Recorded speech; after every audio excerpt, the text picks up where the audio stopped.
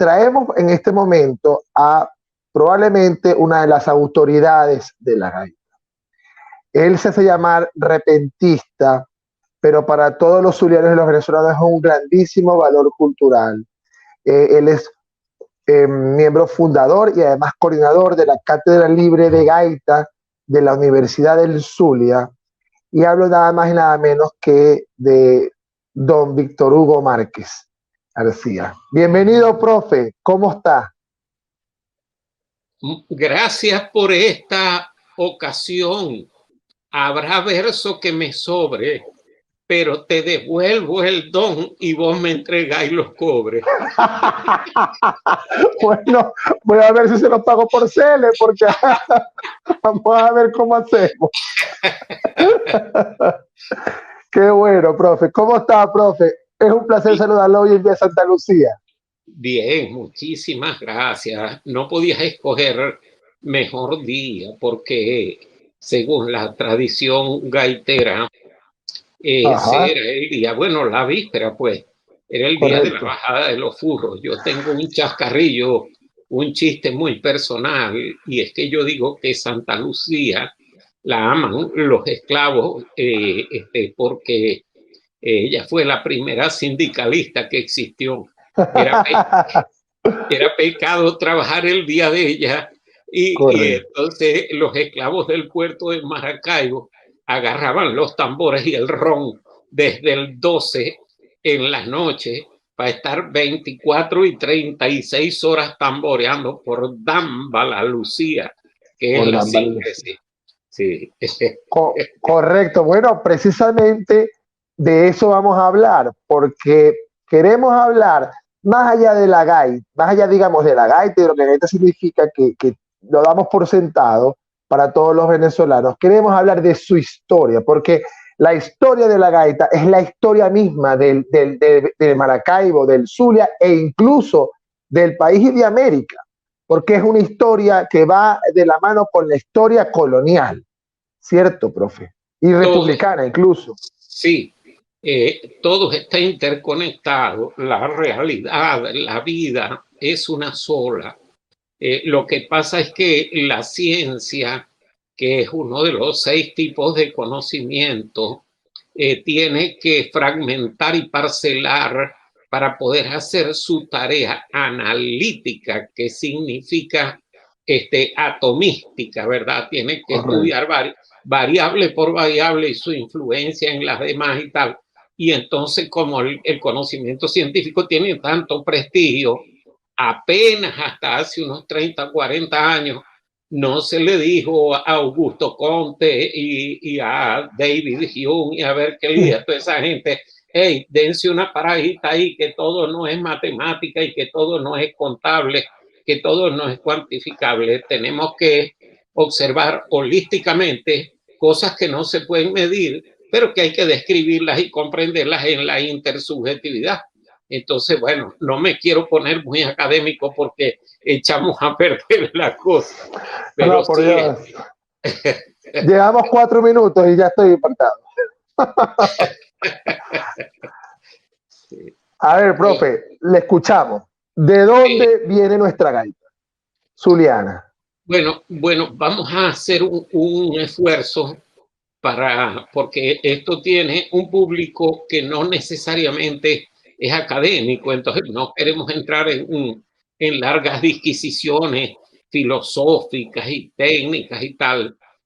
Lo interesante aquí es que la gente que nos ve, la gente que nos oye, le hagan un seguimiento en el que aprenda algo nuevo, pero también de una manera grata. Por eso es que yo estoy aquí con mis 4 abrazaditos, como he vivido toda la vida, porque en cualquier momento arrancamos a cantar.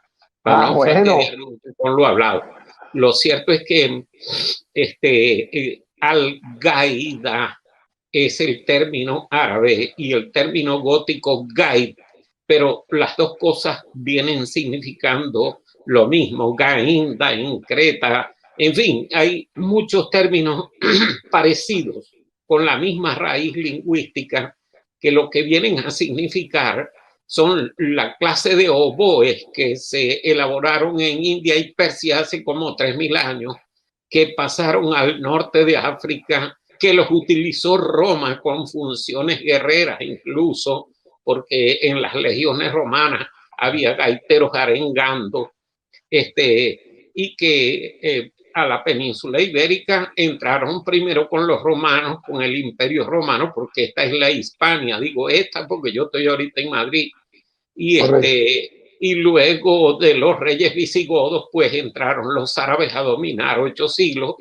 y usaban mucho la gaita, la algaida, porque ese pito con el tamboril que ellos también le agregaron tenía funciones no solamente religiosas y festivas, sino también pastoriles, cuando no había linderos, cuando no había cercas. Todavía ni soñaba con aparecer en la historia Iván Pavlov, el descubridor del condicionamiento clásico, del reflejo condicionado, pero ya las cabras y las ovejas obedecían a ese modo de aprendizaje de condicionamiento clásico. Cuando se alejaban mucho del pito, calculo yo que se asustaban porque estar cerca del pito era lo que las hacía, lo que las asociaba con protección, ¿verdad? Entonces, esa gaita, que fue primero un instrumento, se fue convirtiendo poco a poco en un ensamble con su tamboril, y luego se le fueron agregando tambores, y en una fiesta, porque antes no había Spotify. Entonces había que hacer la fiesta en vivo. Y eso viaja a América en las naves de Colón, Ojeda, Pizarro, etcétera, etcétera. Y se instala en el Caribe con 6 gaitas en Venezuela, la margariteña, y 5 que se van formando en el Zulia, y con una gaita en la costa atlántica colombiana, y va modificándose porque aquí se hacen nuevas combinaciones. El folclore no es crear de la nada, porque los hombres no somos Dios y el único que crea de la nada es Dios. Pero en cada pueblo van haciendo una combinación de factores heredados, y esa combinación afortunadamente es única. Es como tu huella digital y la mía, que no se repiten. Entonces, bueno, gracias a que no se repiten, mantenemos identidad, aunque seamos a esta edad muy distintos a los que fuimos niños. Todo cambia, pero hay identidades que se mantienen y nos ayudan a saber quiénes son. Sí, bueno, la gaita aquí entonces tiene diferentes manifestaciones según la época en la que van apareciendo sus variantes. En el caso de nosotros, la primera que aparece es la de tambora en el siglo XVII, cuando llegan las negras esclavas Ashanti y empiezan a reciclar y a reacomodar los cantos que ellas hacían en las aldeas de África, en la actual República de Ghana. Hacían a sus adaes, que son las divinidades. Eso, la fuente de eso es Juan de Dios Martínez, mi amigo querido. Qué lástima que se nos fue tan joven, se nos murió de 65 años, Juan de Dios. Pero tuvimos tiempo para conversar mucho, para poder recibir sus libros, para improvisar y parrandear, porque Juan de Dios era un excelente improvisador. Y en Gibraltar y Bóbures nos caíamos a versos él, Olimpia López y yo. Y ya pues solo quedo yo en este plano y tengo que transmitir lo que ellos me enseñaron, porque si no lo transmito, me traiciono a mí mismo, los traiciono a ellos, traiciono al Zulia. En fin, somos de alguna manera legionarios sin armas. En vez de armas, usamos herramientas de paz, herramientas de cultura, y tenemos que seguir en esa lucha. Ahí está pues la de tambora. Después, a fines del 17, con la mudanza de los esclavos al puerto de Maracaibo, aparece la de Santa Lucía, por la fusión que se va formando entre la zambombería criolla, que ya tenía siglo y pico de aclimatación y de nuevas generaciones ya criolla, pues ya gente nacida en la zona, aunque tenían descendencia canaria y andaluza y vasca, sin embargo, y portuguesa, sin embargo, ya esa gente eran criollos que estaban modificando la música de la fiesta navideña. Y después, entonces, a mitad del siglo XVIII aparece la perijanera y a principios del siglo XIX aparece la de furro y empezando el siglo XX con la cosa petrolera aparece la tamborera. Como que voy muy rápido haciendo el índice de lo que quiero explicar, pero así la gente ya tiene un primer cronograma con este índice de cómo aparecieron esas gaitas. La única que conserva el pito es la de tambora, ya las demás se siguieron llamando gaitas, pero su núcleo es el canto, no el aerófono, no esta flauta característica, pues. No sé qué otra pregunta me quieres hacer para ir direccionando esto. No, pues no, estamos, profesor, por favor, fascinados. Me llama la atención lo que dice usted, hay cuatro o cinco gaitas en Venezuela, cuatro o cinco gaitas en el Zulia, la margariteña y la gaita colombiana, que sí mantiene la gaita como tal, el mijo. Sí, señor. Claro, y además son en unos lugares similares, eso habla de la conexión de estos pueblos, ¿cierto? Sí, a ver, fíjate, cuidado con eso. Estoy muy agradecido de quien fue mi primer maestro en estas lides, que es Rafael Salazar. Rafael Salazar influyó mucho en mi encauzamiento hacia la investigación, hacia el estudio de este asunto desde el año 91. Fue quien me llevó a los primeros festivales, encuentros de repentistas, más interesado en mí como repentista, pero yo estaba más interesado en él como investigador. Correcto. De tal manera que nos compensamos bastante bien, nos ensamblamos bien. Y Rafael pensaba, y sigue pensando de buena fe, que la gaita de tambora en el sur del lago se forma por el posible traslado del esquema de la gaita de la costa atlántica. Pero sí, él piensa eso y hasta lo escribe en sus libros. Pero nosotros, y al decir nosotros es porque yo no estoy solo, yo tengo un equipo de gente y ese equipo viajó a Cincelejo, viajó a Ovejas, viajó a San Jacinto, y a Barranquilla, a la Universidad del Atlántico Norte. Estuvimos averiguando muchas cosas y llegamos a la conclusión, para no hacerle largo el cuento a tus gratos oyentes, de que a pesar de lo limítrofe que eran los territorios, incluso no solo limítrofe, estamos hablando de una época en que los zulianos no nos llamábamos zulianos, éramos Colombia. Porque, de Granadino. Sí, porque exacto, éramos Nueva Granada, porque en 1676 el rey Carlos II decreta la provincia de Mérida del Espíritu Santo de la Grita de Maracaibo y la anexa al virreinato de Nueva Granada. Solo quedó dependiendo de Caracas el clero, porque el clero reportaba y obedecía al obispo de Caracas, que era más fácil, era más pragmático eso que tal. Entonces, esa es una de las razones por las que yo sostengo que los villancicos, tú sabes que en la iglesia no se cantaba nada que no estuviera autorizado por la jerarquía eclesiástica. Entonces, los villancicos y aguinaldos caraqueños, que ya tenían una importante influencia afrodescendiente en el 5x8 y en el 6x8, fueron los que llegaron a la iglesia de Maracaibo.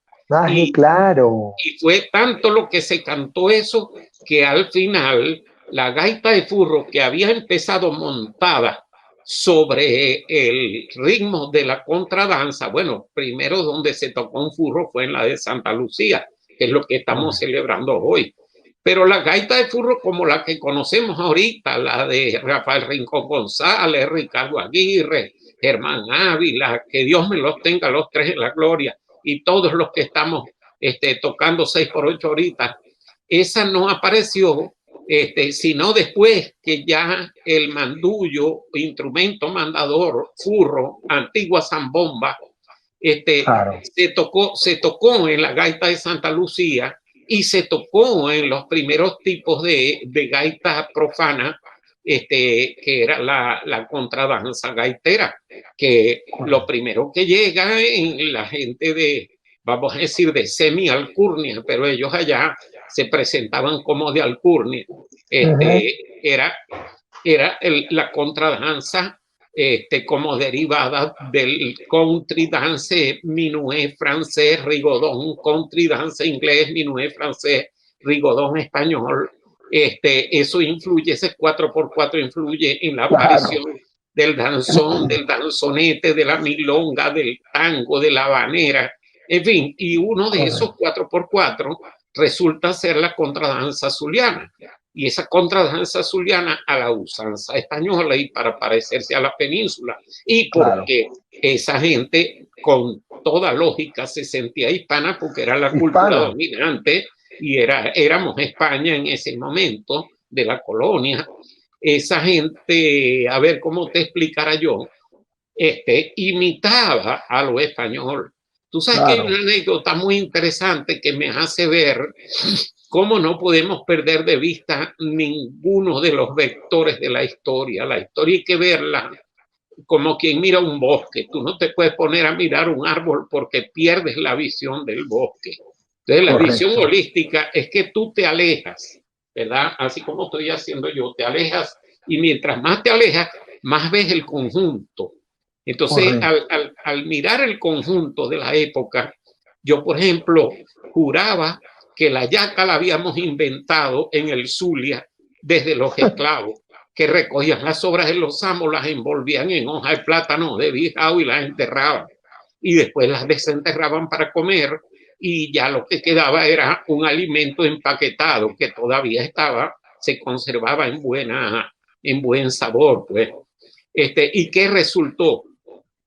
Que tuve el privilegio de conversar con un maestro tan querido en Venezuela como el profesor Armando Escanone, quien, si no me equivoco, en este momento cuenta con 98 años de edad, que Dios le dé mucha salud. Y le dije, maestro, yo tengo esta idea, y me dijo él, no, Víctor Hugo, el bollo sí, porque ese es un plato masacotudo y con puros materiales de los que había en la mesa criolla, en la cocina étnica, pero la yaca es el pastel francés.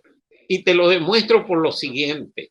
La yaca tiene un montón de elementos que no se dan en Venezuela. La aceituna, la pasita, la alcaparra, cualquier fruto seco de esos exóticos. Eso venía amarrado en los mastiles de los barcos de madera y vela, de las carabelas, de los bergantines, de los barcos de aquella época, amarrados los barriles al mastil de aquellos barcos. Y la gente loca esperándolo porque eso les calmaba la nostalgia de la península ibérica. Entonces, claro, tenían que usar la masa de maíz porque era la que había, pero le metían a la masa y al guiso criollo, le metían la aceitunita, la pasita, la alcaparra, para sentir que estaban degustando la antigua mesa hispana. Y para muchos de ellos no tan antigua, porque muchos de ellos justamente iban y venían. Y entonces, vamos a decir que tenían un corazón partido como el de la canción. Como el de la canción, correcto. Profe, sí. De verdad, qué fascinante, porque te das cuenta lo complejo, pero a la vez lo obvio que se hace esto, porque uno es tan complejo que resulta obvio. Cuando lo dices, cuando le das sentido, le das palabra, lo entiendes perfectamente, está allí. Mira, profundamente vigente. Es que hay un problema con el manejo del conocimiento. Cuando tú no eres transepistémico, no entiendes bien no las entiendes. cosas. Correcto. Porque una epistemología es la del hombre de la calle que apenas sabe leer y escribir y sumar y restar y multiplicar y dividir. Y otra epistemología es la del intelectual. El intelectual de pronto se encierra en unas consideraciones de su propia disciplina y se olvida que esa solamente es una de las rampas de llegar a la comprensión de la realidad. La cátedra libre me encanta. ¿Por qué me encanta? Bueno, muy bien lo dice su nombre, es libre. Ahí tenemos la posibilidad no solamente de manejar disciplinas académicas, sino de manejar el saber de la calle, chicos. Es que nos hemos olvidado mucho del menos común de los sentidos, que es el sentido común. El sentido común es tan importante que si tú le pegas la lupa del sentido común a todo lo que dicen los libros, no te va a meter gato por liebre ningún libro por lo que yo llamo la grafohegemonía. Es que lamentablemente de Gutenberg para acá, a nosotros nos atrapó la grafohegemonía. El libro nos atrapó como si lo único que fuera verdad es lo que estuviera escrito. Entonces, es poco válido lo que nosotros descubrimos por intuición o descubrimos por lógica. Es descartable. Exactamente. Entonces, tú no puedes vivir así. La vida hay que vivirla con una visión íntegra. Mira, a mí me dejó realmente convencido el maestro Scannone con esa argumentación. Es que es contundente. Es perfecta. Sí, y además habla también de la refinación, de lo profundamente hispano que éramos. Porque se popularizó. Porque no quedó el bollo para los pobres y la yaca para los ricos. No, quedó para todos. No, quedó para todos. Fíjate. Aunque no es ese tema, es fascinante. Me encanta que toques el punto, porque si tú no tienes amplitud mental, tampoco vas a hacer una historia completa, sino parcializada. El problema de la ideologización de las humanidades y de la ciencia es que te pone unas gringolas y solamente te pone a mirar para donde el dueño del caballo quiere que tú vayas. Y resulta que tú tienes que estar claro en que el dueño del caballo eres tú. Y el caballo tiene que mirar en 360 grados. Entonces, el asunto de la mirada histórica es que mientras más amplia, mejor. Fíjate bien, pues, nosotros aquí en esta imagen estamos viendo a dos hombres blancos conversando. Eso a cualquier fanático ideólogo, digamos, de estos que tienen hispanofobia, pudiera parecerle que nosotros somos una especie de intelectuales pro Europa o eurocentristas, exactamente. Y resulta que si tú analizas bien el pelo mío, que lo llevo con mucho orgullo, tengo bastante porque así es el pelo de mamá. Yo soy un mulato blanco, compadre.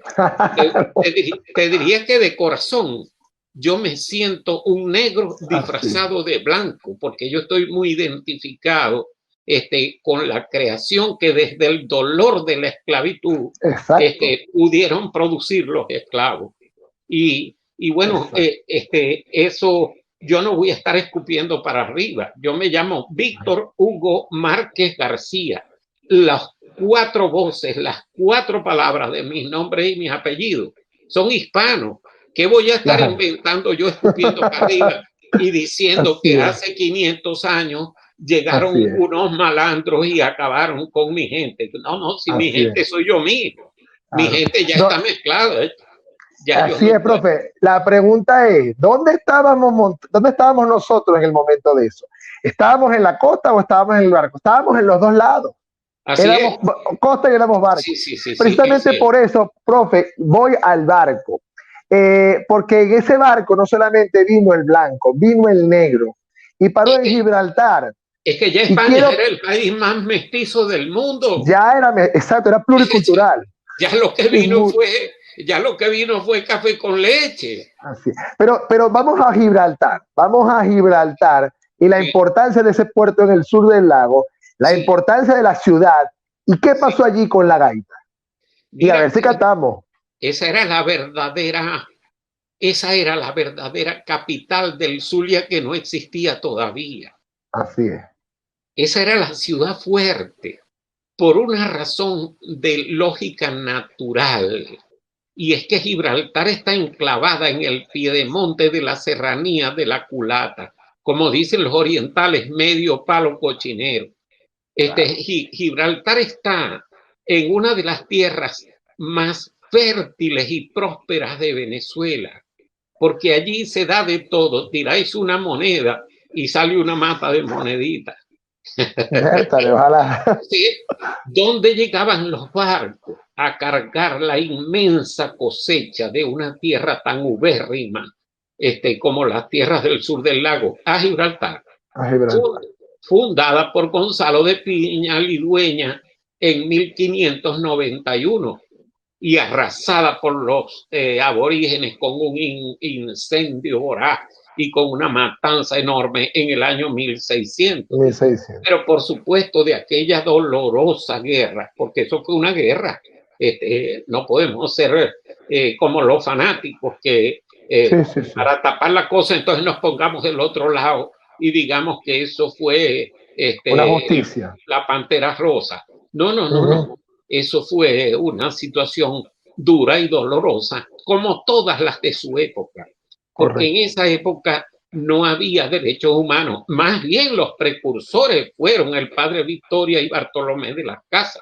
Ningún imperio como el de España, ningún otro que tú te pongas a revisar en la historia de aquellos tiempos, tuvo la piedad, tuvo la moderación que la iglesia le supo imprimir a la conquista y a la colonia. Eso tiene muchos testigos y tiene muchos análisis y basta con los hechos. De Río Grande a la Patagonia, los países tienen un porcentaje de población aborigen enorme, mientras que de Río Grande para arriba quedan muy poquitos. Quiere decir que los ingleses y los franceses fueron mucho más duros que los españoles cuando les tocó su tarea de conquista y colonización. Pero volvamos al punto. Gibraltar llegó a tener 7 templos. ¿Te imagináis los diezmos y primicias? Los diezmos y primicias que eso le producía a la iglesia. Como el tocuyo. Claro. De la importancia del tocuyo. Así es. ¿Por qué llegó a tener 7 templos? ¿Por qué se pudo dar el lujo de tener 7 templos? Si tenía 7 templos, había mucho quien cantara, porque acordate que los frailes eran fundamentales para el canto y para la ejecución de instrumentos en aquel momento. Porque allí bajaba el café y el cacao del piedemonte actualmente merideño, ¿verdad? Porque allí había plantaciones de caña de azúcar, porque allí había mucho ganado y por lo tanto se producía mucho cuero y mucha carne salada, porque allí habían unos bosques enormes con maderas preciosas que las ambicionaban en Europa, como la caoba, el cedro, la ceiba, bueno, montones de maderas preciosas que son especies que no nacen aquí, exactamente. Entonces, los barcos que allá llegaban se iban con 4 dedos de borda de lo cargado. De lo pesado. De allá. Y por eso era que los piratas, Drake, el Olonés, Morgan, entraban y pasaban derecho para Gibraltar. De regreso, si acaso, tocaban a Maracaibo, si les parecía que todavía podía haber un botín que buscar en Maracaibo. Pero el puerto que principalmente les interesaba era Gibraltar por la riqueza que producía. Además, en esos 7 templos había muchos cálices y muchos joyas y muchos adornos. De orfebrería. La orfebrería de los templos que robarse que era lo que a ellos les interesaba.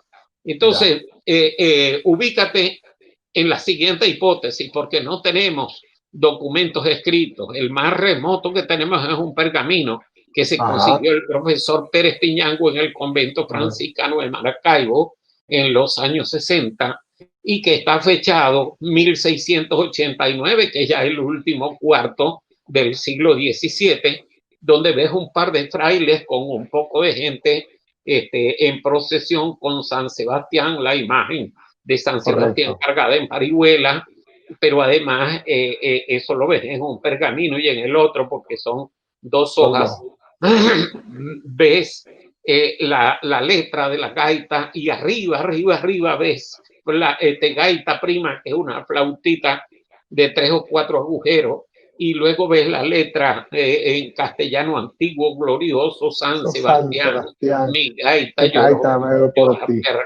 etcétera. Ves eso y ves abajo los neumas, la escritura, la partitura del neuma. En gregoriano. Sí, correcto. Bueno, ese documento, muchos querían hacerlo ver, bueno, y tienen derecho, si siguen pensando en eso, es que esto es discutible, porque esto está en las nebulosas y yo no tengo dogmatismo, yo estoy abierto. Así como descubrimos que por muy respetable que pueda ser el cálculo de Rafael Salazar sobre el traslado del canto de la costa atlántica al sur del lago, eso no era posible en aquellos tiempos, porque en aquellos tiempos la mano de obra era sagrada, cada encomendero cuidaba a sus esclavos como lo fundamental, porque no había tractores, no había maquinaria, lo que había era mano de obra y bueyes. Con eso tenían que entendérsela para poder atender sus cultivos, y entonces no era usual la transferencia. Exacto, que trasladaran esclavos de un sitio a otro. Lo que podemos pensar, y está reforzado por el hecho del tamborito panameño, fíjate que Panamá era también Nueva Granada y luego fue Colombia, y Panamá lo que tiene son 100 y piquito de años de liberada como país independiente. Sí. Sin embargo, quedaba todavía muy lejos de los centros de producción, porque acuérdate que en aquel momento eran semanas y meses los que se tardaban en una travesía a puro viento, a pura fuerza de vela. Entonces, es que los daomellanos llegaron a Panamá, llegaron a la costa atlántica y llegaron al sur del lago. Exactamente. Y esos mismos daomellanos, con sus ritmos viejos, que todavía no sabemos cómo se llama, que no pierdo la esperanza antes de que me muera de ir allá y de buscar ritmo por ritmo y pieza por pieza, a ver dónde me consigo la base de la gaita cumbia, del tamborito panameño y de la gaita de tambora, que toditos tienen la misma base rítmica. Los puedes poner a los tres en un escenario a sonar con el maracón, cha, chu, cha, chu, cha, chu, cha, y los vas metiendo, les vas metiendo sus tambores, y llega un momento en que dice, bueno, ¿qué estamos tocando? ¿Estamos tocando cumbia, tamborito panameño, o estamos tocando gaita de tambora del sur del lago? A ver, vamos a escucharla, profe, a verla. Bueno, lo que pasa es que no tengo los tambores, ¿no? No importa, pero, aquí los tenemos. Pero eso suena más o menos así.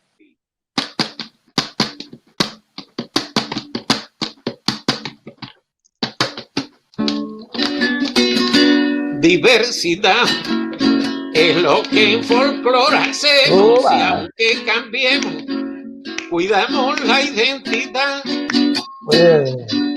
Yo cambié de niño a viejo y la diferencia evoco, pero ni que estuviera loco de ser yo mismo ahora dejo. Yo cambié de niño a viejo y la diferencia evoco, pero tendría que estar loco y así de ser yo mismo dejo. Diversidad es lo que en folclore hacemos, y aunque cambiemos, cuidamos la identidad. Diversidad.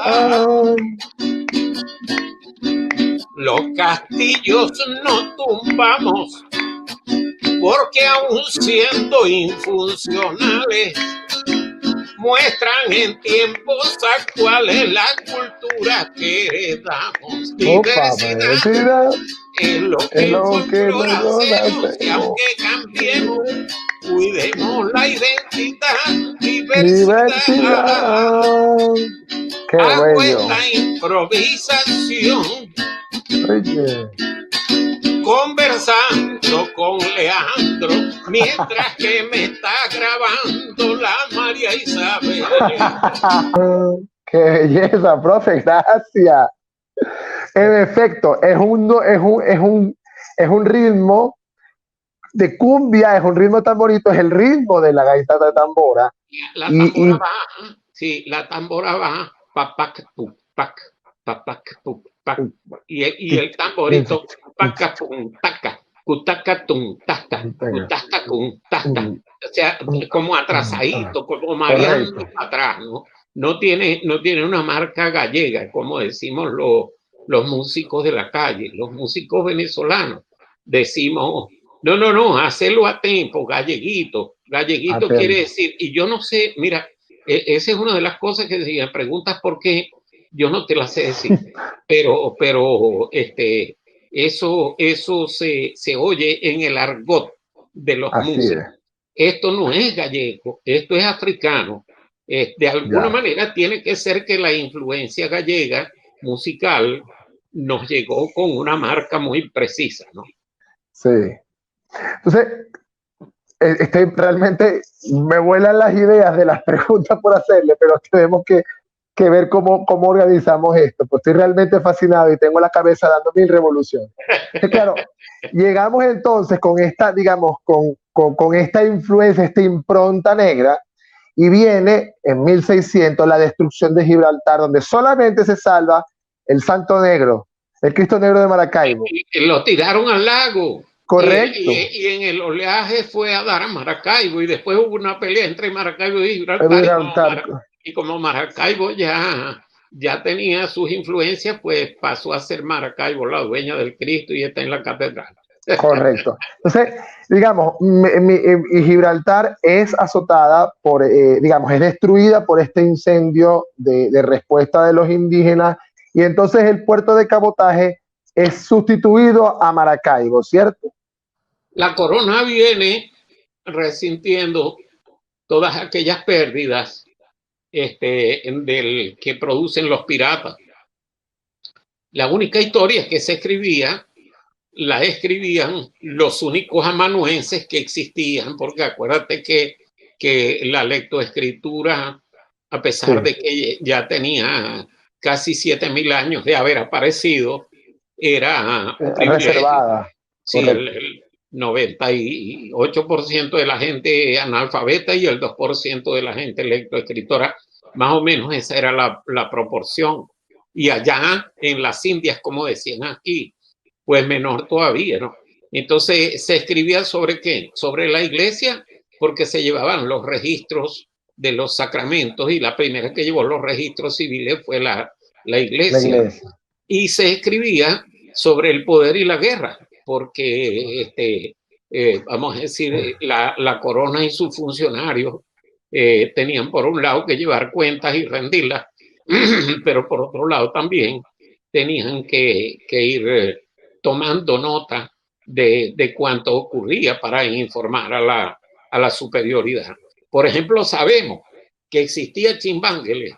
Fíjate tú cómo hay que buscar por todos lados, porque la gaita y el chimbanguele eran algo de orilla, eran algo de gente de tercera para ellos, era cosa de esclavos y de mestizos. Y eso era, pues, por supuesto, que muy discriminado y muy marginado.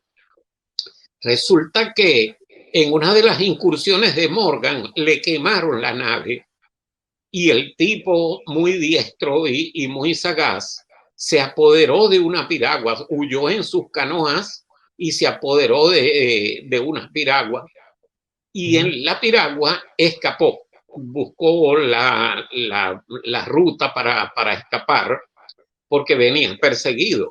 Seguramente la piragua, más ligera que la nave que lo venía persiguiendo, logró ganar la zona de Paraute, que queda mucho más al norte de Gibraltar, y como allí había mene, y en la piragua iban unos tambores, entonces unos tambores de chimbangue, que claro, tú sabes que son unos tambores largos. Larguísimos. Entonces calafatearon los tambores. Muchacho. Le echaron embadurnamiento del mene ese que es negro y lo pusieron en la orilla de la borda, mirando hacia Maracaibo. Es decir, la piragua se pegó a los puertos de Altagracia para salir por el área por la costa oriental.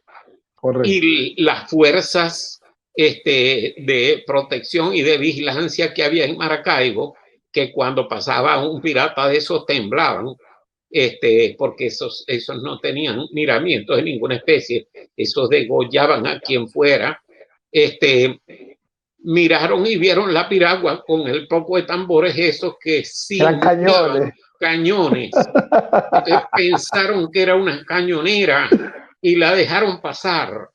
De esa manera sabemos que había chimbangues. Que había chimbangues ya. O sea, el chimbangue le salvó a Morgan. El chimbangue le salvó a Morgan, exactamente. En ese momento, en 1669, el chimbangue le salvó a Morgan. Con toda esa piratería, con todos esos daños que causaban los piratas, la corona empezó por formar el Torreón de Mara, después mandaron a construir el castillo de San Carlos, fortificaron la barra de Maracaibo, y una de las medidas que tomaron fue pasar a primario, a principal, el puerto de Maracaibo, porque delante de Maracaibo tú tienes algo como el río Orinoco, que ves de una orilla para la otra. En cambio, el lago en el fondo es tan extenso, inmenso. Como el mar. Eso es como un mar, exactamente, eso es como un mar interior. Se puede ir una nave por muchos rumbos diferentes y no sabes por dónde se fue. En cambio, aquí no, aquí tienes la cuestión más cautiva, el tránsito más cautivo.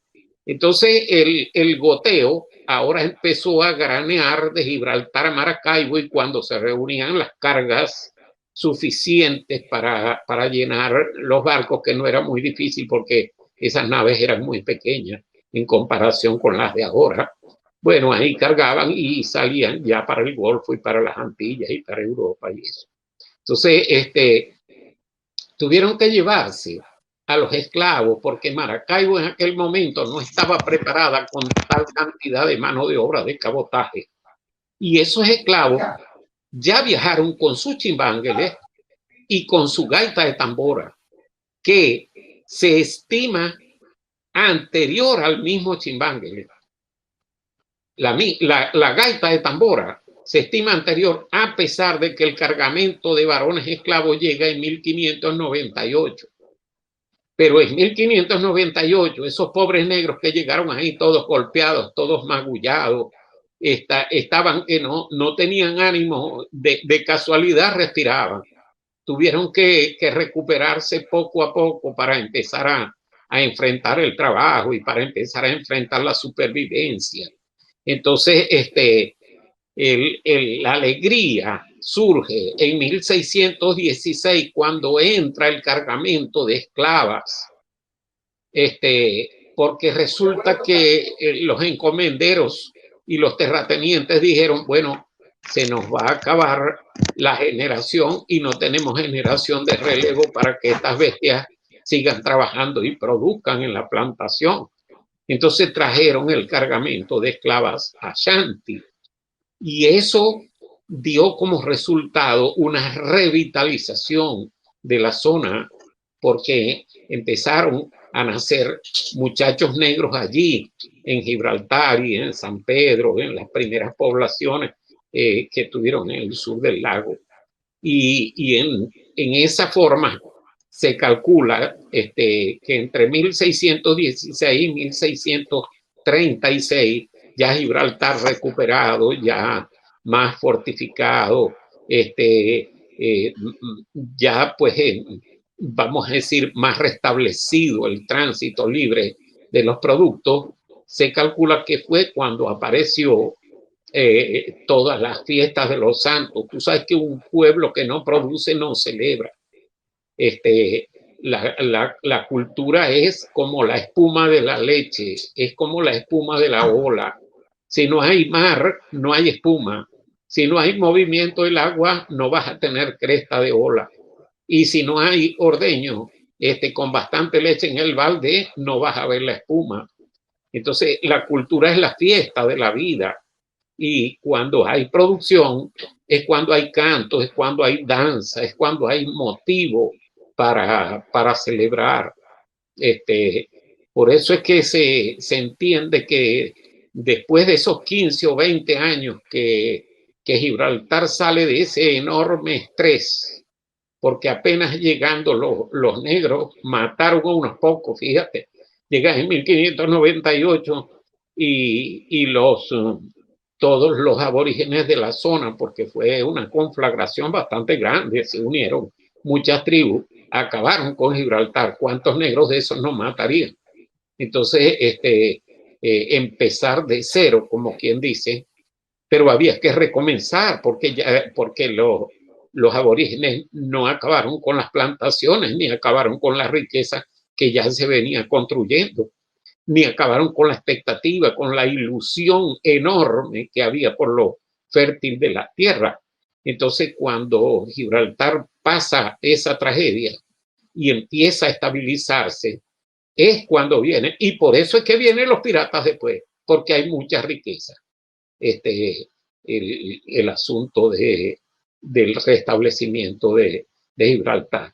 Pero en ese siglo hay tanto desastre que la corona impone como medida la protección de la producción, poniendo a Maracaibo como puerto Ya después que salieran embarcaciones pequeñas de Gibraltar para Maracaibo, ya los piratas no tenían el mismo interés, porque ya la producción fuerte y las joyas, lo que ellos se podían robar, mientras más pequeño y más valioso, mejor para ellos. Ellos no se iban a robar un cargamento de carne salada, porque eso no les servía a ellos. Ellos no se iban a robar un cargamento de madera. Ese no era su objetivo. Ellos no se iban a robar un montón de bultos de panela. Ellos no, claro. Eran muy amargos para estar buscando el papelón.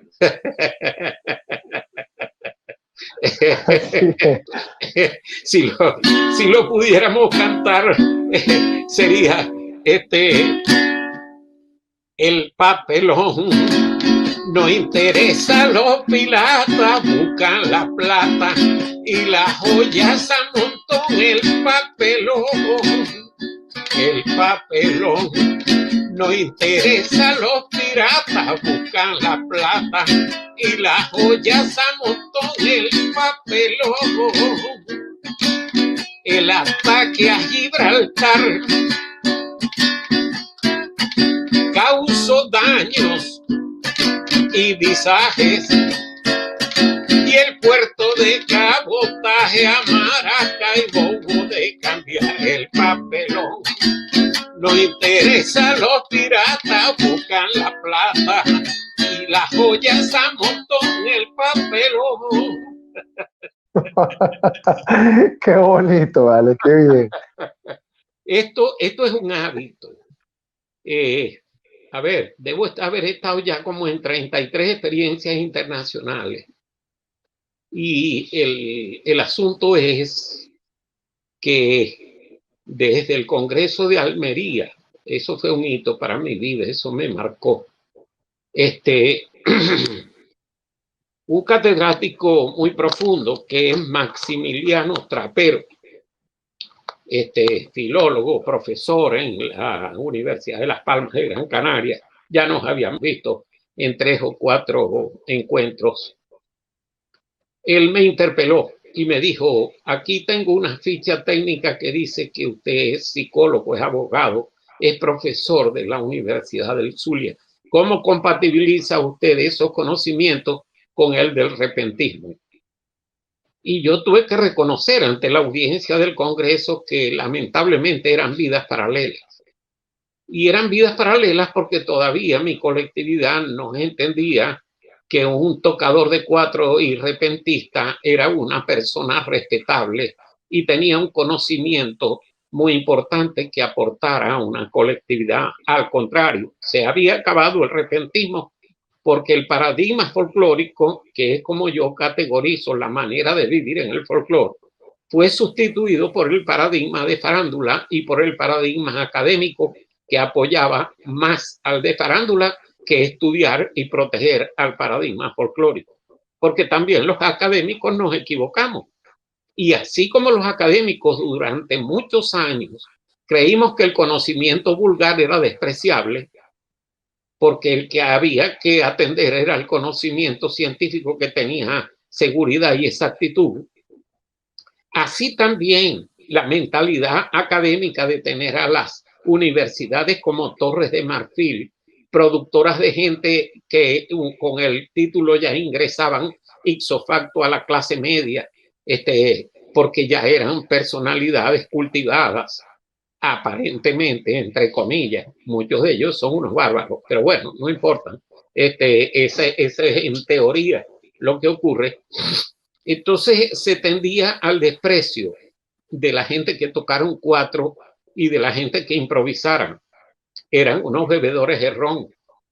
Y supieras una cosa, que tienen razón. Claro, porque no hay fiesta folclórica sin el picantico, hermano. Picantico, claro, En la cátedra una de las cosas que desmitificamos es esa, primero, de que los folcloristas somos unos borrachos. No es verdad. Segundo, de que sea malo echarse unos tragos en una fiesta folclórica. Tampoco. No puede ser malo. No puede ser malo porque el alcohol es una droga que si la manejas bien, te relaja y te aporta con ese relax un poco más de confianza, de informalidad. Y eso lo necesita la gente para celebrar. Después de tanto estrés de la vida, tú necesitas un par de tragos para celebrar. La diferencia está en que el farandulero intensificó esa matriz de opinión condenatoria, porque como ya no era la gaita de hogar, como ya no era la gaita de familia, donde la gente tenía control social, nadie se podía dar el lujo de faltar el respeto, de decir grosería, de propasarse. Y además estás caminando y estás cantando y estás tocando y estás bailando. Eso es un gasto de energía que contrarresta el consumo del alcohol. El alcohol ahí no es el protagonista es el canto, el protagonista es el compartir social. En cambio, cuando tú te conviertes en miembro de un conjunto, te subes a una tarima, tocas media hora o una hora y te vas a beberte todo el aguardiente del mundo, ahí sí te vuelves un animal, ahí sí te vuelves un bárbaro, porque ya dejaste de trabajar y buscaste como fiesta algo en lo que no estás compartiendo socialmente, sino drogándote. Algo en el que el protagonista sí es el alcohol. ¿Te das cuenta? Todo eso lo tratamos en la cátedra. Yo me he llevado a los muchachos de la cátedra para las gaitas de tambora y todos nos hemos echado palos, empezando por el profesor. ¿Por qué? Bueno, porque hay que irse tomando su triquilinazo, entonando, contemporizando con lo que tú tienes allí. Tú no eres más que nadie allí. Incluso yo he tenido que improvisar mucho para recordarle a la gente que yo no soy más que ninguno de ellos, que no me traten de doctor, que no me traten de profesor, que se olviden de lo que les dice el televisor y el radio, porque yo fui un niño de patio, de andar descalzo, de andar en alpargata. Yo vestí pantaloncitos hechos con sacos de harina recortados y surcidos por mi mamá y mi abuela.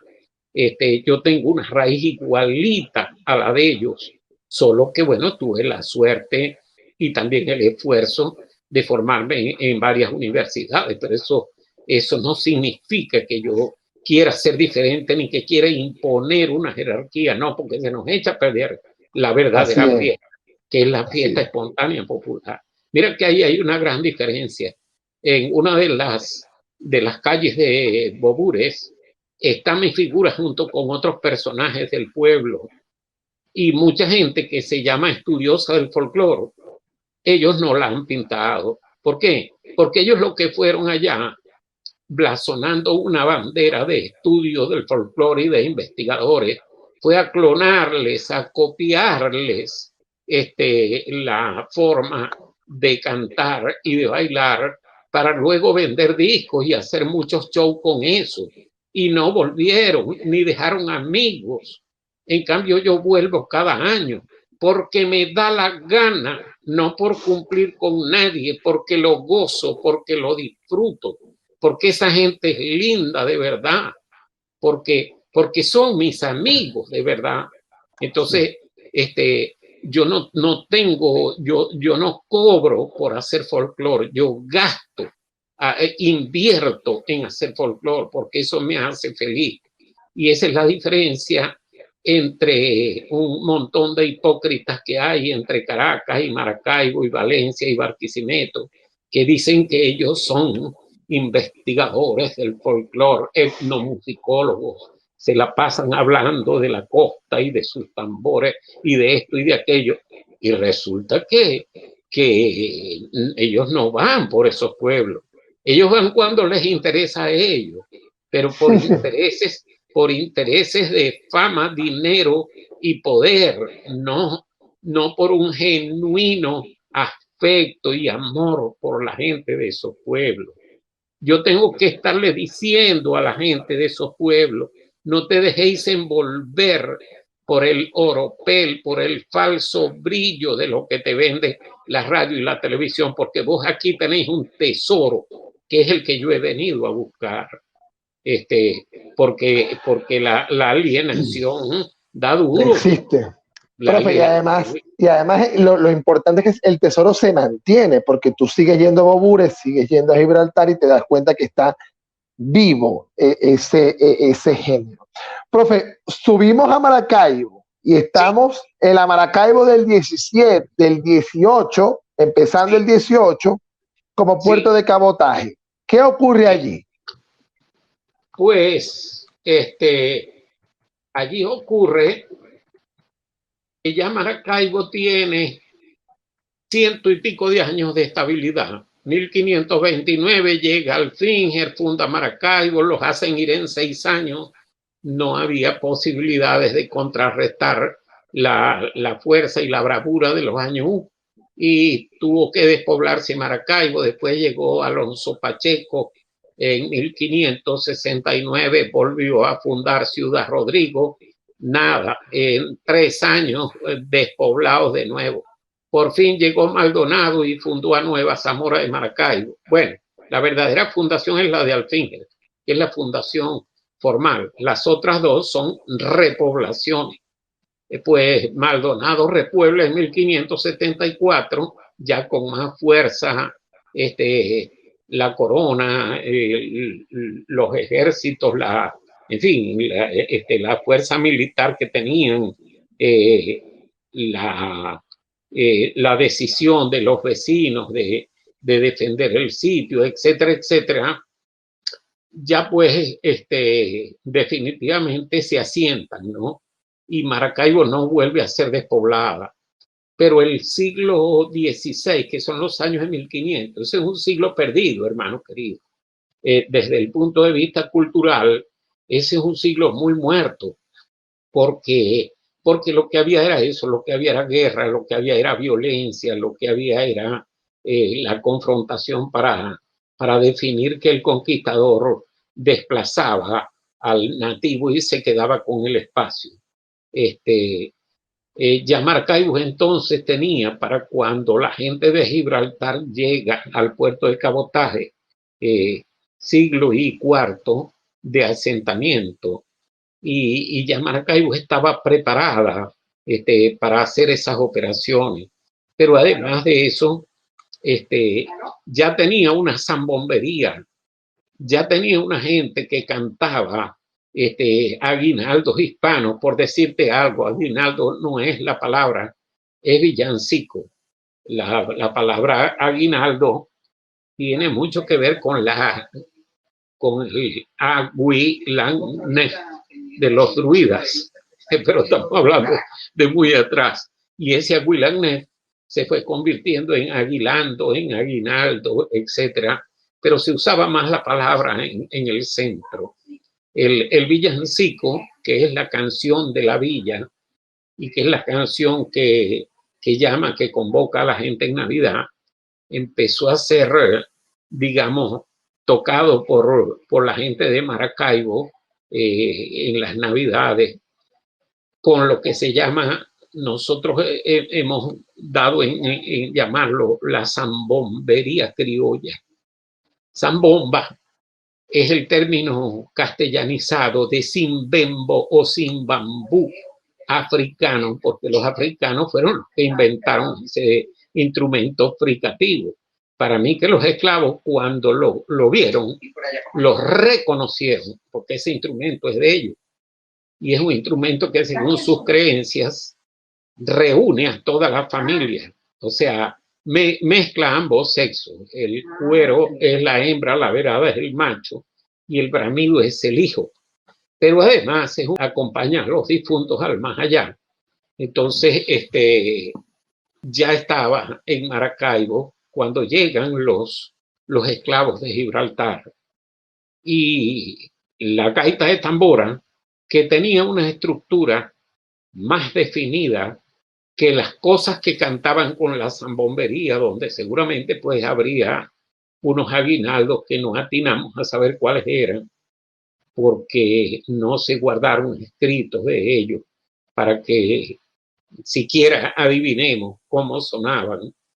Pues bueno, los africanos chicos tienen un talento musical incuestionable. Para mí, yo no sé si será que yo por lo de decirte que soy mulato blanco, estoy muy identificado con ellos, pero es que el 75% del folclore de Venezuela, del folclore musical y danzario de Venezuela, es afrodescendiente.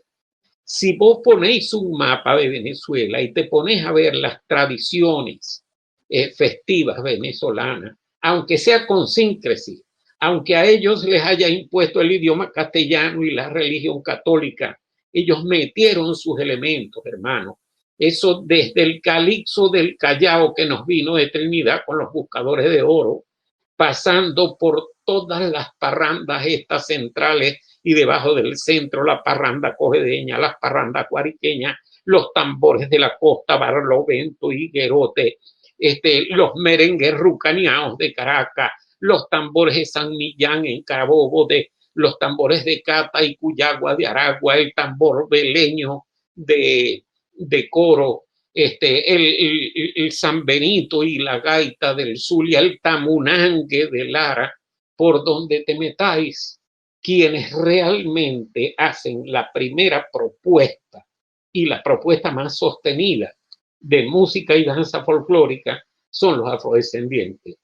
Déjame explicarte por qué, para hablar a favor de los aborígenes. A favor, no estoy descalificándolos como productores de arte, no. Hay sobradas muestras cuando estamos en la escuela y nos enseñan el guarandol y nos enseñan el cebucán y nos enseñan un montón de cosas, el bambuco andino que viene de Colombia y que tiene también una influencia aborigen fuerte, y en parte del folclore de los llanos, que también tiene un elementos guajivos y elementos yaruros, etcétera, etcétera. Sabemos que el aborigen aportó allí.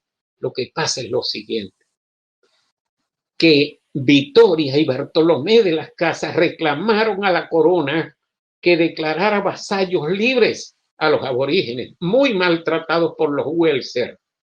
Y por eso es que matan a Ambrosio Alfinger, porque había maltratado demasiado y matado demasiados aborígenes con su fiebre del dorado, con su fiebre del oro. Entonces, ocurre que el aborigen es prácticamente liberado de la carga de esclavitud temprano en el mismo siglo XVI. ¿Y qué hace el aborigen? se repliega, porque históricamente lo que salvaba la conciencia de la corona de no seguir esclavizando al indígena era sustituirlo por otros indígenas que eran los esclavos negros. En realidad lo que hicieron fue sustituir una etnia aborigen por otra. Después terminaron entendiendo que ningún ser humano merecía ser esclavo. Pero en aquel momento no lo entendían, porque en aquel momento la humanidad se dividía entre pueblos vencidos y esclavizados. Por eso es que no se puede juzgar a Colón y a Pizarro y a Ojeda y a Diego de Lozada y a toda esa gente con las lentes de ahora. Los primeros que hablan oficialmente, políticamente de derechos humanos son la Revolución Francesa con los derechos del hombre y del ciudadano. Bueno, un pelo antes que ellos, la independencia norteamericana con su constitución de pocos artículos, donde decreta la igualdad de las personas, pero no lo practica sino hasta unos cuantos años después. Pero así es la psicología humana. Primero conoces, después sientas y después actúas. Porque el proceso de cambio, tanto de una persona como de una sociedad, es primero la información, después el sentimiento y después los cambios de conducta. No puedes esperar que por mucho que tú le informes algo a una persona, al otro día ya esté sintiendo y ya esté actuando diferente. Y esos mismos cambios que operan en la persona humana operan también en las sociedades. Entonces, volviendo al punto, para no enredarnos tanto con la interdisciplinaridad, la Maracaibo que empieza a cantar la gaita de Santa Lucía es una Maracaibo que recibe definitivamente una estructura, que es la gaita de tambora. La gaita de Santa Lucía es hija de la gaita de tambora, como lo va a hacer después la gaita perijanera. Solo que la gaita perijanera va a tener un sedimento, un aluvión, como de 5 o 6 folclores diferentes. Porque hay, cuando don Juan de Churio funda a la Villa del Rosario, que recibe la Real Cédula el 9 de mayo de 1722, pero que como antes todo era más demorado que una cosecha y poco, habitual allá los barcos, llegar primero a Canarias, después ir a Maracaibo, después parar la incursión, aquellos inviernos terribles que no permitían pasar sino en verano. Por fin, calculamos que en marzo de 1724 entra la caravana de fundadores, se instalan en Villavieja, sufren penalidades de zancudos, de serpientes, de fieras, de ataques de los aborígenes, mataron un poco de gente, muertos de lado y lado, por supuesto. Piden el cambio de sitio y se mudan de Villavieja, que por eso es que el actual Villavieja se llama así, porque fue el primer sitio de fundación y queda muy cerca del río Guapón y en una zona para aquel momento demasiado húmeda y inhóspita. Se mudan a Operapán, que es el sitio donde está sentada la Villa del Rosario de Perijá actual, que tiene ya allí más de 250 años. Mucho más porque fue en 1732 la mudanza. Casi 3 siglos tienen en Operapán, porque lo que duraron en Villavieja fueron 8 años sufriendo. Con la inmensa suerte para ellos que la desgracia de Lanzarote les entregaba la mejor mano de obra del mundo. Porque en Lanzarote hacen erupción 16 volcanes, que Canarias son islas volcánicas. Y acaba aquella erupción volcánica con escuelas, con iglesias, con casas, con campos de cultivo, con ganado. Bueno, esto es un desastre. Y el mismo rey que había autorizado a don Juan de Churio fundar la villa, lo autorizó para que en su barco la Bretaña se llevara 20 familias damnificadas. Bueno, fueron los que se quisieron ir.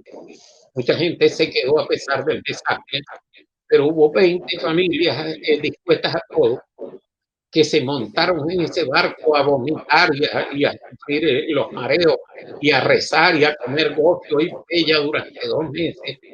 Y después llegaron a Perijá. Y mira qué bonita es la historia, que por algún lado nos muestra un poquito. A los tipos los pusieron presos en 1732 por una hora en Maracaibo porque estaban cantando y armando una por la calle. Por las calles de Maracaibo en 1732. ¿No te imaginas eso?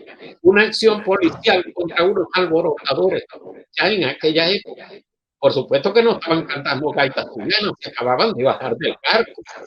Eso estaban cantando Islas Canarias. Islas Canarias. O cualquier otro de los elementos folclóricos de Canarias. Pero tuvieron que llamarle la atención. ¿Tú crees que esa gente iba a tardar mucho en armar una parranda para allá en la villa? No, si ya eso es un documento que te dice que esos llegaron a la villa trabajando y cantando de una vez. Porque además, esos tenían una ventaja y me encanta descender de ellos. Esos tenían la ventaja de que eran ciudadanos de segunda o de tercera. Desde ya.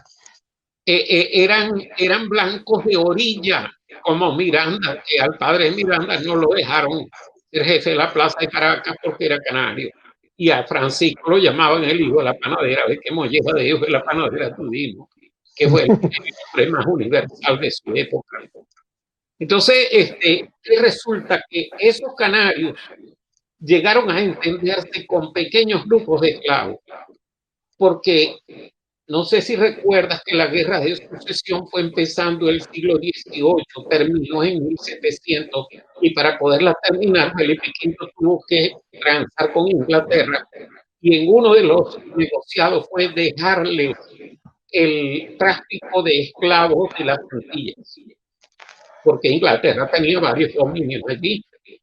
Y entonces a don Juan le dijo, ya usted no puede seguir negociando esclavos, porque ese era un hombre que tenía plantaciones en 3 sitios, en Gibraltar, en Paraute y en Los Ojitos, en el norte del estado Zulia, arriba de los puertos de Altagracia, ya saliendo para el Golfo.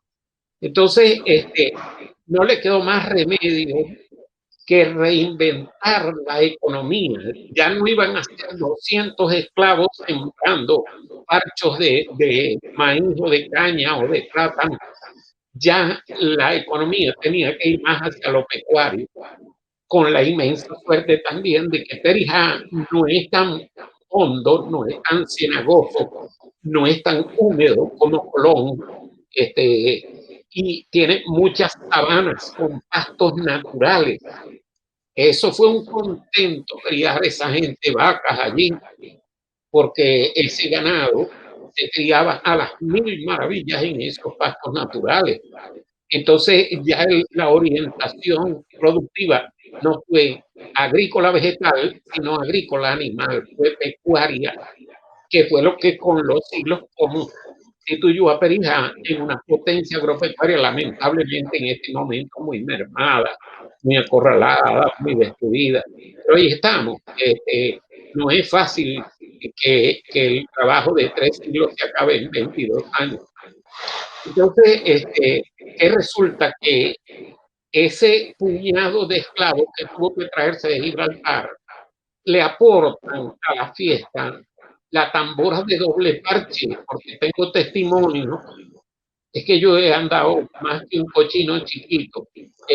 Resulta que yo tengo más de 100 videograbaciones de ancianos que ya se han muerto, más de la mitad de ellos, porque yo grabé desde hace más de 20 años, vengo grabando gente de 80, de 90, de 100, de 100 y pico, y yo supe que en la villa, en San Ignacio, a pesar de que estaban tocando con tamboras de esas de gaita de fabricación industrial, que tú sabes que son ligeramente cónicas, con el cuero agarrado con un aro de metal, con templadores de metal y con una placa de madera sobre el cuero para poder repicar. No. Llegó la tambora de doble parche de los negros, que es un tronco hueco liviano con aros vegetales en cada lado, con cuero de cada lado, uno más grueso que el otro, uno es cochino y el otro de venado, o algo así, para que un tono sea más grave que el otro. Y con eso tocaban las gaitas. Como la tambora colombiana, como la de la costa y como la de la merenguera de la República Dominicana. En la República Dominicana, esos membranófonos de doble parte llegaron de diferentes sitios de África y en la gaita perianera, entonces, los esclavos de Gibraltar, por lógica musical, no tienes que ir a buscar ningún libro para saber que ellos son los que introducen los ritmos binarios de la gaita enrollada y del chimbangue, palabras que incluso se traen exactas. Bueno, la diferencia es que el perijanero no produce chimbanguele, que es más africano, sino que ya lo criolliza un poco y dice chimbangle. ¿Me explico? O sea, correcto, se vuela la U. Pero es lo mismo. Y con unas modificaciones interesantísimas, porque mientras en el sur del lago, con 7, 8 tambores sonando, es imposible que puedas cantar. Y esas tradiciones no tienen megafonía para que estés frente a unos micrófonos y atrás estén 7 tambores acompañándote, no. Eso no es así. Eso afortunadamente el chimbangue le sigue siendo de la calle, caminando a ras de suelo, de una gente humilde, igualitaria. Gracias a Dios esto no ha vendido su dignidad popular. Entonces, ¿qué pasa? Que aquí no, aquí redujimos el número de tambores y empezamos a cantarlo, chicos. Claro, para darle más vistosidad, claro. Sí, una cosa bellísima, ¿no? Entonces, ya tú lo ves en las grabaciones de rescate cultural. Yo tengo 2 discos hechos por testigos. Se han muerto unos pocos también, pero yo necesitaba meter esos viejitos a estudio para que cantaran lo que ellos cantaban, porque si no, la humanidad pierde la fisonomía de eso. Claro. Entonces, el chimbangle, la gaita enrollada, el sambe, bailando el sambe se me perdió. Pañuelito blanco, quien lo encontró. En cambio, que el galerón, por ejemplo, yo le pregunté una vez a Rafael Salazar, chico, ¿cómo es posible que en gaita perijanera tengamos galerón? Me dice Víctor Hugo, ese es el mismo de Oriente. Rafa, pero ¿cómo iba a llegar eso ahí? Entonces me dice, no te olvides que el lago de Maracaibo es Caribe. Cocorrón en la cabeza, completito. Eso es así. Esa gente venía de aquellos lados y tenemos el baile de la arrabal. Ahora, para mi criterio, el galerón de la gaita perijanera no viene directo por mar de Oriente.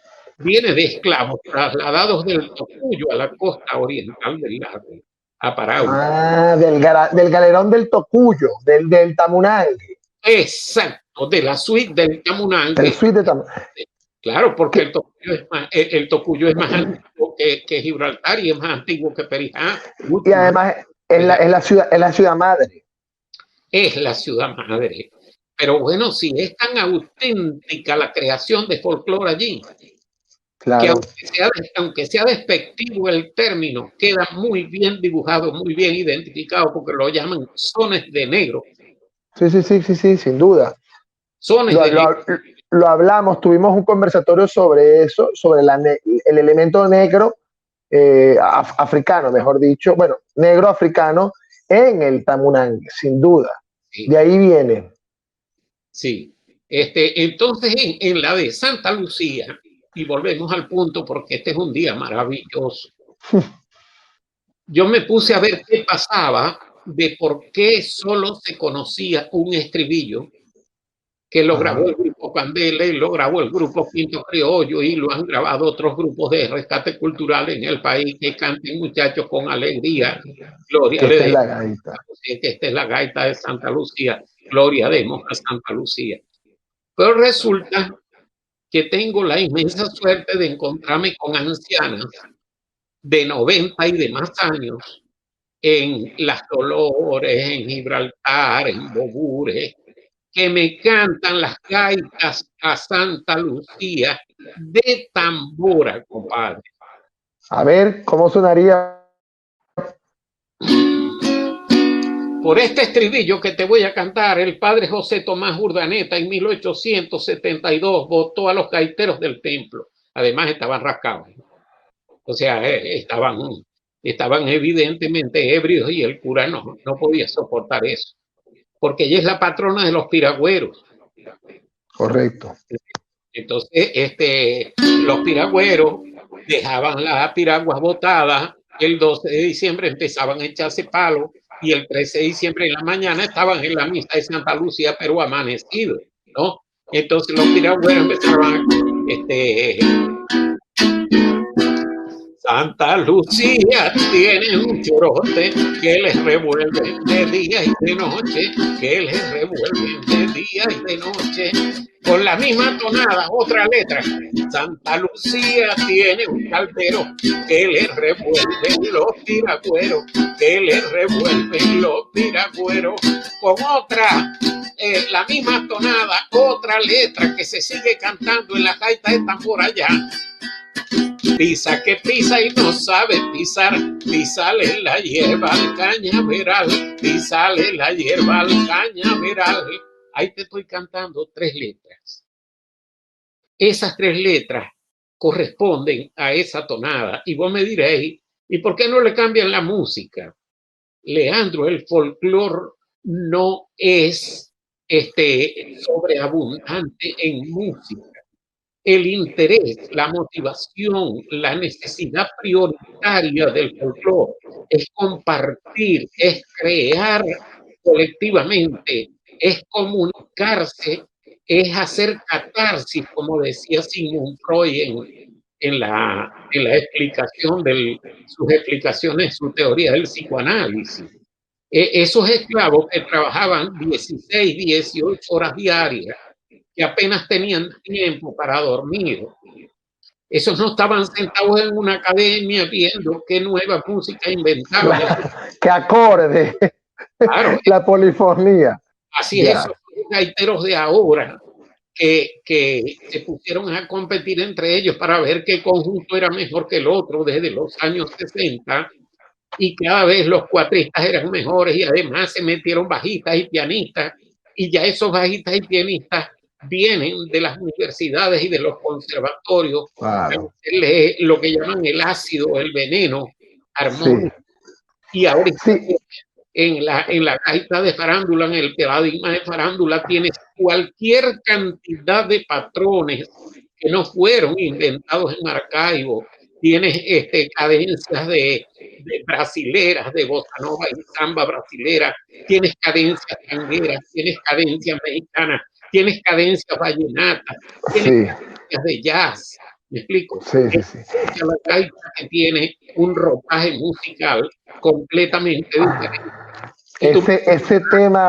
Ese tema de ese paradigma lo vamos a hablar en otra reunión, profe, que vamos a tener con usted. Vamos a dedicarnos solamente a esta gaita de furro y lo que es la gaita contemporánea. La vamos a hablar. Porque es otra cosa distinta. Profe, yo quisiera ya para ir cerrando, digamos, este excelente conversatorio que nos llevó hasta Maracaibo y Machique, Perijá, y el tema de Santa Lucía. ¿Cómo sonaría entonces un 13 de diciembre en el Empedrado y en Machiques incluso? Bueno, vamos a empezar a improvisar. Aquí hay que darle en retruécano. Okay. Hoy es 13 de diciembre, hoy es 13 de diciembre, día de Santa Lucía, día de Santa Lucía, hoy es 13 de diciembre. Les pido canten y siembren, les pido canten y siembren esta gaita de alegría, esta gaita de alegría. Les pido canten y siembren, canten muchachos con alegría, que esta es la gaita de Santa Lucía. Gloria demos a Santa Lucía. Canten muchachos con alegría, que esta es la gaita de Santa Lucía. Gloria demos a Santa Lucía. Aunque la vida sea breve, aunque la vida sea breve, con Venezuela es ahínco, con Venezuela es ahínco. Aunque la vida sea breve, el grupo en 45, el grupo en 45, Osvaldo en 89, Osvaldo en 89, el grupo en 45. Canten muchachos con alegría, que esta es la gaita de Santa Lucía. Gloria demos a Santa Lucía. Canten muchachos con alegría, que esta es la gaita de Santa Lucía. Gloria demos a Santa Lucía. El retrueca no es cantar, el retrueca no es cantar primero y segundo verso, primero y segundo verso, el retrueca no es cantar. Luego voltea y se separa, luego voltea y se separa, cantando en orden inverso, cantando en orden inverso, luego voltea y se separa. Canten muchachos con alegría, que esta es la gaita de Santa Lucía. Gloria demos a Santa Lucía.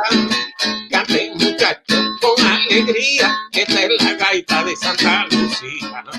Gloria demos a Santa Lucía. Leandro Rossi es el campeón, Leandro Rossi es el campeón, haciéndome una entrevista, haciéndome una entrevista. Leandro Rossi es el campeón.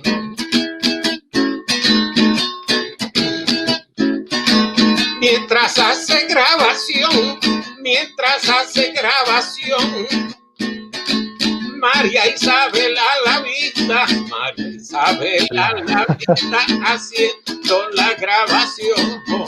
Canten muchachos con alegría, que esta es la gaita de Santa Lucía. Gloria demos a Santa Lucía. Gracias, qué belleza, muchísimas gracias, profe. Bueno, fíjese, qué mejor momento para celebrar este Día de Santa Lucía y de también traerlo a usted, profe, desde esas tierras, para que también comparta con nosotros ese Zulia que usted también tanto añora. Lo dejo en la palabra para que se despida y queremos agradecerle por este regalo. Que nos falta un capítulo, el de la gaita de fuego. Siempre he tenido el problema de que mi conocimiento lo hago en un pronunciamiento largo, tocando 1000 temas, pero también el emblema de que en la improvisación pregunto a mi corazón cuántas cosas hacen falta para ponerle a la gaita la mejor inspiración. Por eso en esta ocasión, Leandro y María Isabel, con este verso en tropel que mantengo en mis cantares, les digo que estoy a mares de inspiración como escudo. Denle un abrazo y saludo a mi hermano Osvaldo Lara.